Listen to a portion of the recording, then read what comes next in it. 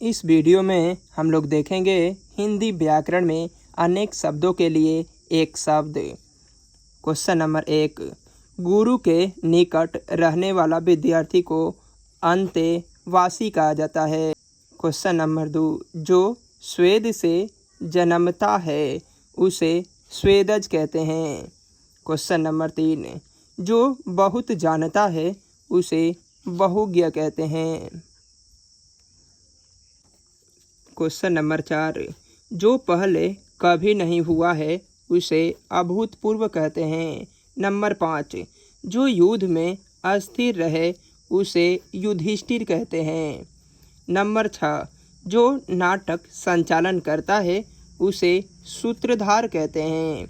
Number 7, जिसके हाथ में वीणा हो उसे वीणापाणी कहते हैं।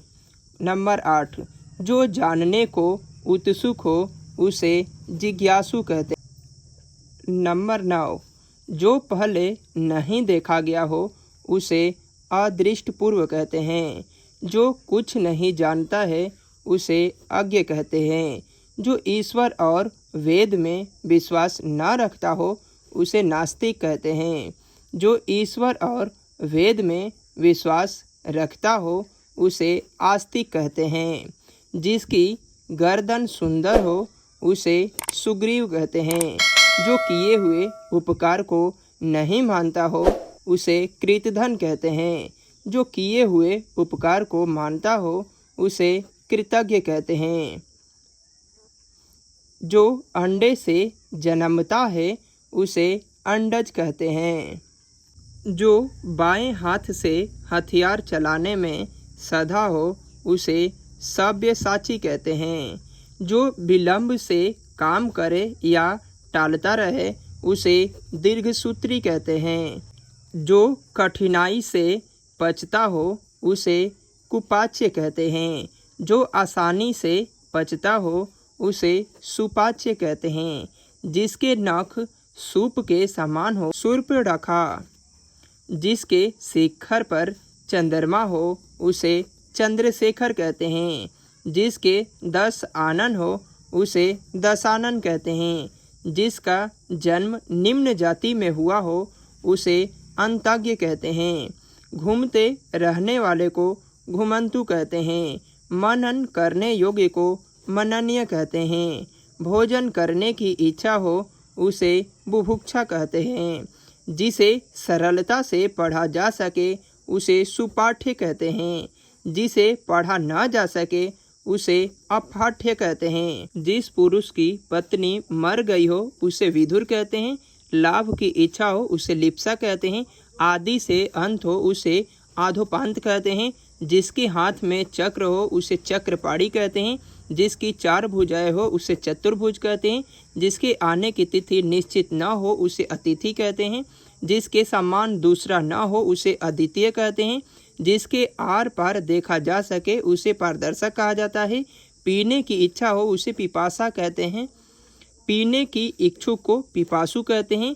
2 बार जन्म लेने वाले को द्विज कहते हैं। 2 बार पीने वाले को द्वीप कहते हैं। कोई शत्रु नहीं जन्मा हो उसे अज्ञात शत्रु कहते हैं। जिसका पति जीवित हो उसे सधवा कहते हैं। मल से जन्म लेने वाले को मलज कहा जाता है। पिंड से पैदा होने वाले भाई को पिंडज कहा जाता है। पहले जन्म लेने वाले को अग्रज कहा जाता है। पीछे जन्म लेने वाले को अनुज कहा जाता है। जल से जन्म लेने वाले को जलज कहा जाता है। जिसका निवारण नहीं किया जा सकते उसे दुर्निवारण कहते हैं। जिसकी उपमा न हो उसे अनुपम कहते हैं। अनुचित बात करने के लिए आग्रह हो उसे दुराग्रह कहते हैं। जो सब कुछ जानता हो उसे सर्वज्ञ कहते हैं। जो कम जानता हो उसे अल्पज्ञ कहते हैं। जो धरती फोड़कर जन्मता हो उसे उदिभज कहते हैं। जो पहले हो चुका हो उसे भूतपूर्व कहते हैं। जो पहले सुना गया हो उसे श्रुतपूर्व कहते हैं। जो पहले कभी नहीं सुना गया हो उसे अश्रुतपूर्व कहते हैं। नंबर 59, जो कल्पना से परे हो उसे कल्पनान्वित कहते हैं।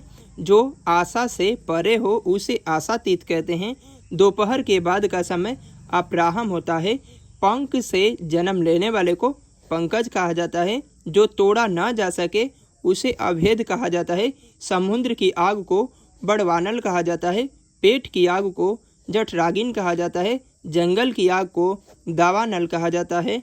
विश्वास के योग्य को विश्वसनीय कहा जाता है। पूजा के योग्य को पूजनीय कहा जाता है। विष्णु का उपासक हो उसे वैष्णव कहा जाता है। शिव का उपासक हो उसे शैव कहा जाता है। शक्ति का जो उपासक हो उसे शाक्त कहा जाता है।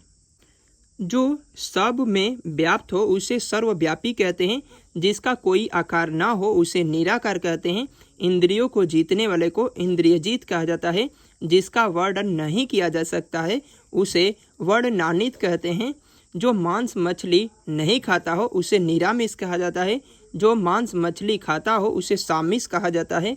बिना अंकुश के हो उसे निरंकुश कहते हैं। जो व्याकरण जानता है उसे व्याकरण कहा जाता है। पथ दिखाने वाले को पथ प्रदर्शक कहा जाता है। आकाश में विचरण करने वाले को खेचर या नभचर कहा जाता है। निशा में विचरण करने वाले को निशाचर कहा जाता है। आकाश को चूमने वाले को गगनचुंबी कहा जाता है। सिर से पैर तक को अपाद मस्तक कहा जाता है। जो खाने योग्य हो उसे खाद कहा जाता है। सुनने योग्य हो उसे श्रव्य और जो गाने योग्य हो उसे गेय कहते हैं। अनुकरण योग्य को अनुकरणीय कहा जाता है। जो पुरुष लोहे के समान बलिष्ठ हो उसे लौह पुरुष कहा जाता है।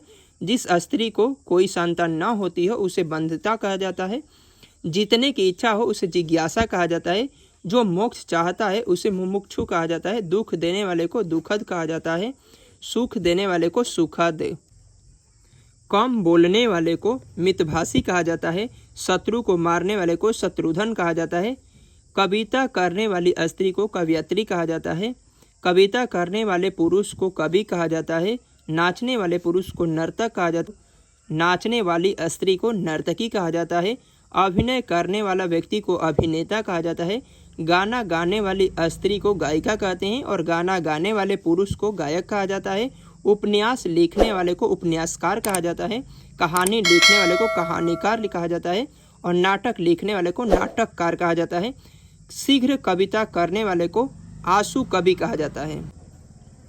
मरने तक हो उसे आमरण कहा जाता है। संकटकालीन स्थिति को आपातकाल कहा जाता है। अधिक वर्षा हो उसे अतिवृष्टि कहते हैं और कम वर्षा होती है उसे अनावृष्टि कहा जाता है। वेदों को जानने वाले को चतुर्वेदी कहा जाता है। महल के भीतर का भाग होता है उसे अंतपुर कहा जाता है। जहाँ नाटक खेला जाता है उसे रंगमंच कहा जाता है।